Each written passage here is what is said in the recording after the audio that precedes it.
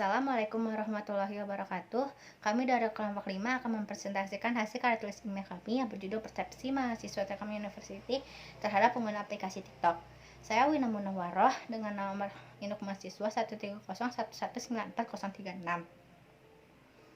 Di era globalisasi saat ini, semua hal terasa mudah dan menyenangkan. Berbagai jenis aplikasi mulai diciptakan, dari aplikasi belanja online hingga aplikasi media sosial.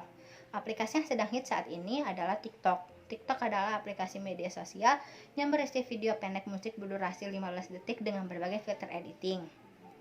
Menurut penelitian dalam jurnalnya yang berjudul Study on the Perceived Popularity of TikTok, melalui aplikasi ini pengguna dapat memilih lagu dan merekam video pendek musik berdurasi 15 detik untuk membuat karya mereka sendiri. TikTok juga dapat digunakan oleh berbagai jenis usia, dari anak-anak hingga orang dewasa. Hal ini membuktikan TikTok mudah dan menyenangkan saat digunakan. Namun, tidak semua lapisan masyarakat setuju dengan adanya aplikasi ini. Terbukti dengan adanya pemblokiran oleh Kominfo pada tahun 2018. Dikarenakan adanya konten negatif dan tak senonoh yang ditampilkan oleh TikTok. Menurut Arafi dalam skripsinya yang berjudul Memahami Pengalaman Komunikasi Orang Tua dan Anak ketika menyaksikan tayangan anak-anak di media sosial TikTok, seperti adanya video yang berisi tarian erotis, lip sync lagu romantisme, hingga adegan romantisme yang berlebihan antara lawan jenis.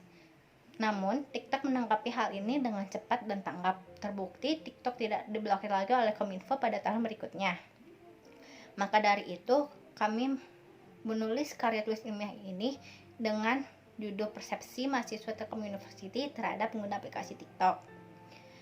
Penelitian ini hanya membahas tentang persepsi mahasiswa Telkom University terhadap pengguna aplikasi TikTok.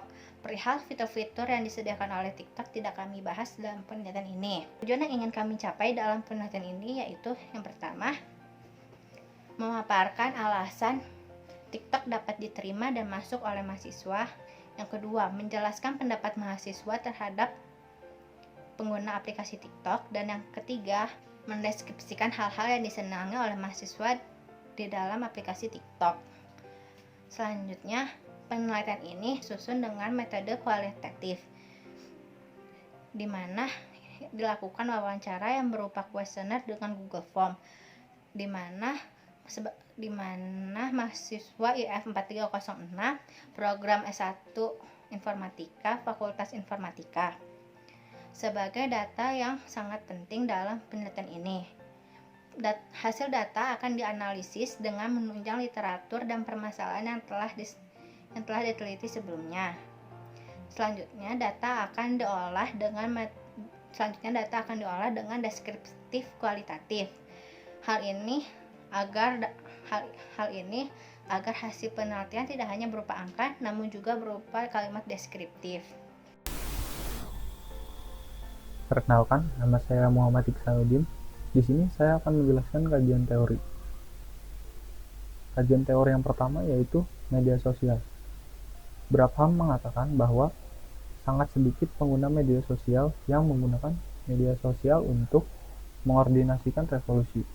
Faktanya, pengguna media sosial lebih sering menggunakan media sosial untuk berbagi foto anak dan makanan mereka daripada ikut-ikutan bergabung dengan tren hashtag bermuatan politik. Menurut kami, media sosial adalah perantara yang digunakan oleh seseorang untuk membagikan ekspresinya melalui foto, video, maupun tulisan. Kajian teori yang kedua yaitu augmented reality.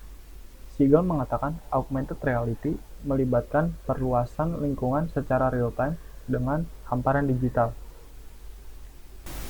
di mana kehidupan nyata ditingkatkan oleh gambar dan suara yang dihasilkan oleh komputer. Menurut kami, augmented reality adalah sebuah objek tambahan, baik itu berupa gambar, teks, video, atau apapun, yang muncul ketika kamera mendeteksi gambar pemicu. Contohnya adalah wajah manusia. Kajian teori yang ketiga yaitu TikTok. Bresnik mengatakan bahwa TikTok diluncurkan pada tahun 2014 sebagai aplikasi pembuatan video musik yang sebelumnya dikenal dengan nama Musical.ly. Aplikasi ini awalnya berfokus pada perekaman dan hosting video musik yang dibuat oleh pengguna dengan kecepatan pemutaran yang meningkat. Dalam analisis yang kita lakukan terhadap masuknya aplikasi TikTok ke dalam masyarakat Indonesia, dengan data yang kami dapatkan, 80,6% responden mengetahui aplikasi TikTok melalui media sosial, dengan responden lain mengetahui aplikasi ini dari temannya. Berdasarkan data ini, dapat diketahui bahwa sarana masuknya aplikasi TikTok lebih tinggi melalui marketing media sosial. Selebihnya, kebanyakan responden berpendapat positif terhadap aplikasi TikTok. Responden berpendapat bahwa aplikasi ini berisi konten yang kreatif dan menghibur, di mana mereka yang berpendapat negatif hanya beralasan kalau pengguna aplikasi ini adalah alay, sehingga mereka tidak menyukai aplikasi ini. Walaupun seperti ini, data menunjukkan bahwa 77,4% responden belum pernah menggunakan TikTok, dan pendapat mereka bisa dibilang bias oleh pengaruh pendapat orang lain. Hal yang disukai dari aplikasi TikTok antara lain, 1. Aplikasi berisi konten kreatif. 2. Aplikasi berisi konten lucu. 3. Pengguna-pengguna aplikasi TikTok berpenampilan menarik. Dan 4. Konten yang ada di dalam aplikasi TikTok itu bervariasi. Bisa didapatkan bahwa konten aplikasi TikTok ini menurut responden mahasiswa IF 4306 adalah menarik dan lucu. Nama saya Siti Naya Putri. Di sini saya akan menjelaskan kesimpulan dan saran. Untuk kesimpulan, didapati beberapa kesimpulan. Yang pertama, sarana masuknya aplikasi TikTok ke dalam lingkungan mahasiswa yaitu melalui marketing media sosial. Yang kedua, ada beberapa pendapat mengenai aplikasi TikTok. Ada yang berpendapat positif, yaitu mereka yang beranggapan bahwa aplikasi ini mengandung konten yang kreatif dan menghibur. Lalu ada yang berpendapat negatif, yaitu mereka yang berpendapat bahwa pengguna dari aplikasi ini alay sehingga mereka tidak menyukai aplikasi ini. Lalu kesimpulan yang ketiga, hal yang disenangi dari para penggunanya dari aplikasi ini adalah konten-konten yang menarik dan lucu. Adapun saran yang didapat yaitu ayo kita sama-sama ikut membuat video-video yang berkontenkan positif, menarik dan bermanfaat sehingga dapat meminimalisir video yang kurang baik dalam timeline aplikasi ini. Lalu untuk penelitian selanjutnya mungkin lebih baik dilakukan kepada orang-orang yang sudah pernah menggunakan aplikasi ini sehingga dapat membahas mengenai fitur-fitur yang ada di dalam aplikasi ini.